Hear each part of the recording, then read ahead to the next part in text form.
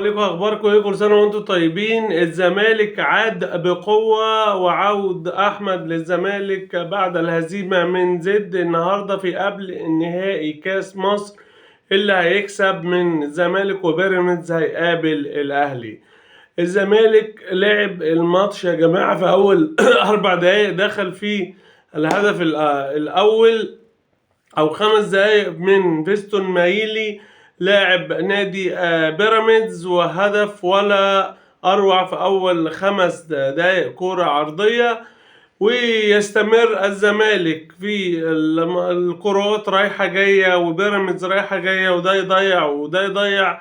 للزمالك يرتدي قفاز الإجادة ويلعب دور الأهلي اللي بيجيب أهداف في الدقيقة 90 بلس. في الدقيقة 92 نبيل عماد يحرز هدف التعادل، ولا أروع عرضية من مصطفى فتحي بالهيد، وهو يديها نبيل عماد في الزاوية العكسية لأحمد الشناوي للتعادل في الدقيقة بلس 92.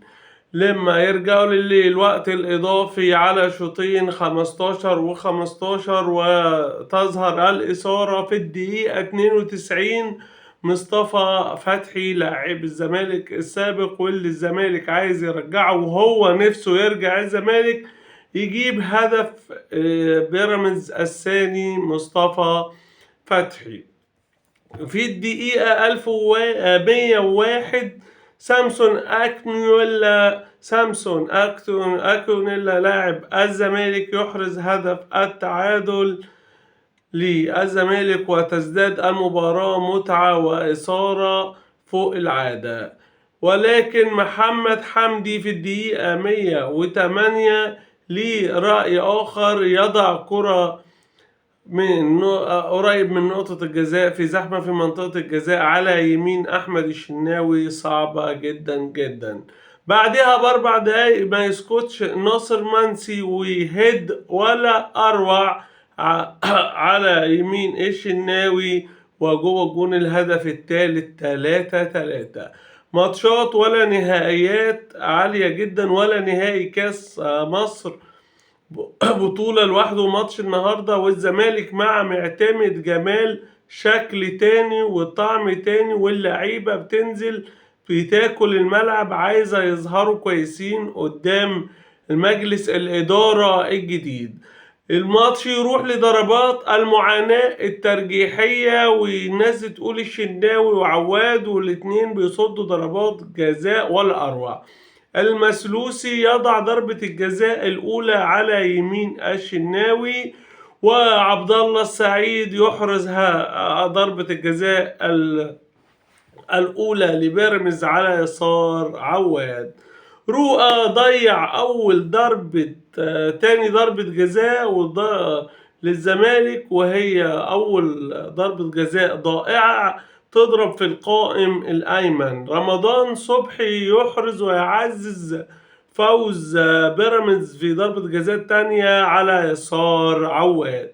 عبد الله جمعة بيسدد على يسار حارس المرمى الشناوي، وأيضا كريم حافظ ولا أروع لبيراميدز على يمين عواد.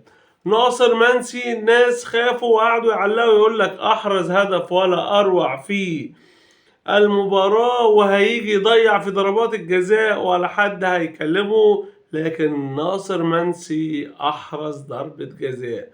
أحمد سامي مؤمن حسن قاعد يقول هو معلق ليه لقطة. أحمد سامي ليه لقطة في كل ماتش. كانت اللقطة دي إن عواد يتصدى لضربة جزاء أحمد سامي الرابعة، اللي كانت هتعزز فوز بيراميدز اللي بترجع الزمالك تاني لضربات الجزاء. وإهدار أحمد سامي أحيا الأمل في فوز الزمالك. زيزو شاط ضربة جزاء الخامسة ولا أروع ولا أحلى، ولكن آخر ضربة جزاء لمصطفى فتحي اللي كان مقطع الدنيا، بيقولوا أحسن لاعب في المباراة، غالبا ما تحطهوش في ضربات الجزاء لأنه لو أهدر ضربة الجزاء بيكون يعني في ناس بتقول إن هو ما بيحسش بالذنب، لكن مصطفى فتحي أحرز هدف وعمل هدف ولا هدفين لبيراميدز. مصطفى فتحي ما احتفلش بالفوز بتاعه لا بالجون بتاعه لما جاب الجون التاني لبيراميدز. مصطفى فتحي عمل عرضيات الهدف الثالث لبيراميدز. مصطفى فتحي عمل كل حاجة في الماتش إلا هو خسر نادي بيراميدز الماتش في آخر ضربة جزاء ضاعت أهدرت. تألق وتعملق عواد وراح بنرتمي في المكان الصعب لحراس المرمى نقطة يسار المرمى ويطير ويطلع ضربة الجزاء.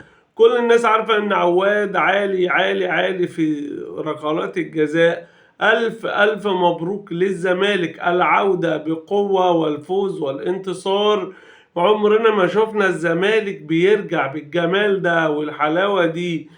كان مغلوب للدقيقة 90 ويحرز التعادل في بلس 92. لا ولا أروع. الزمالك شكل تاني طعم تاني لون تاني في كل حاجة. الزمالك رجع ورجع بقوة وبقول لهم لا فرق الدوري بيقول للأهلي في الكاس خاف عشان معتمد جمال وعبد منصف ورجالة الزمالك.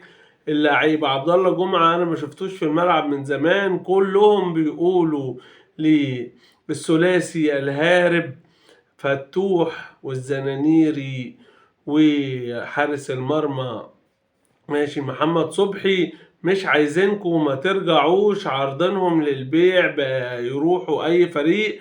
واغلب الفرق محدش هيبص للعيبة اللي بتترك فريقها في ازمة.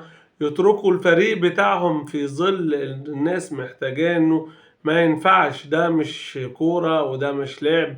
تهربوا من المعسكر قبل المباراة دي في ناس كتير بيعتبروها غدر وخيانة، وده لازم يتعاقبوا عليهم ويتحاسبوا عليهم. حتى لو انتوا عرضتوهم للبيع فلازم يكون رد ليهم جامد. الرجالة دي انا معرفش الاهلي بيفوت حد فيهم ولا لا. احمد فتوح احنا ممكن نجيب محمد حمدي مكانه في بيراميدز، واحمد حمدي ولا اروع وروعة وجميل وبسم الله ما شاء الله. كنا عايزين نشوف كينج الزمالك عبد الشافي، كانوا بيقولوا هيرجع النهارده وهيعوض غياب فتوح، لكن بتهيألي عبد الله جمعة بيلعب في نفس المركز وبيأدي. شيكابالا النهارده برضو كان قائد للزمالك وكان بيلعب مباراة ولا أروع هو وزيزو ورفاقه ناصر منسي ودونجا ونبيل عماد. وما تزعلش يا رؤى على هدر ضربة الجزاء. انتوا رجالة الزمالك ظهرتوا النهاردة بشكل تاني. مجلس إدارة الزمالك الجديد ليه بصمة وليه رؤية وإحنا نتمنى إن الزمالك يرجع وينافس الأهلي عشان نوصل لمنتخب رائع ومتميز ونوصل بإذن الله كأس العالم ونعمل زي المغرب لما عمل في قطر وصلوا وكسبوا رابع العالم. فياريت منتخب مصر بصلاح ورفاقه ولاعيبة الأهلي والزمالك والنني ومرموش وكل الرجالة اللعيبة المحترمة ونوصل ونحقق مركز كويس في كأس العالم. كل سنة وانتم طيبين. الزمالك شكل تاني طعم تاني لابس له أبيض عشان ما يزعلوش ويقولوا أهلاوي بيشجعنا وأهلاوي فرح لينا. بس الفرحة النهاردة هنلعب بالنهائي الأهلي مع الزمالك، وطبعا أنا عايز الأهلي يكسب بس الماتش يكون يليق بينا. ويا ريت الفلوس الماتش النهائي تروح لغزة وضحايا وأطفال غزة. ويلا نجتمع أهل وزمالك مع بعض ونقول مباراة الأهلي والزمالك في كل فلوسها لغزة. كل سنة وانتم طيبين.